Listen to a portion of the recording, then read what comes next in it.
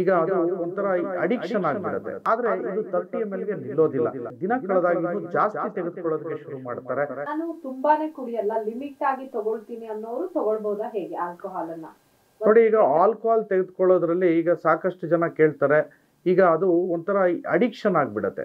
ಈಗ ನೋಡಿ, 30 ml daily ತೆಗೆದುಕೊಂಡ್ರೆ ಅಥವಾ ಒಂದು ರೆಡ್ ವೈನ್ ಏನಿರುತ್ತೆ, ಸೊ ಇವೆಲ್ಲ ಹಾರ್ಟ್ಗೆ ಕೂಡ ಇದು ಒಳ್ಳೆಯದು. 30 ml ಗಿಂತ ಕಮ್ಮಿ ತೆಗೆದುಕೊಂಡಾಗ ನಮ್ಮ ದೇಹಕ್ಕೆ ಜಾಸ್ತಿ ಅಂತ ಪರಿಣಾಮಗಳೇನು ಆಗೋದಿಲ್ಲ. ಆದರೆ ಇದು 30 ml ಗೆ ನಿಲ್ಲೋದಿಲ್ಲ.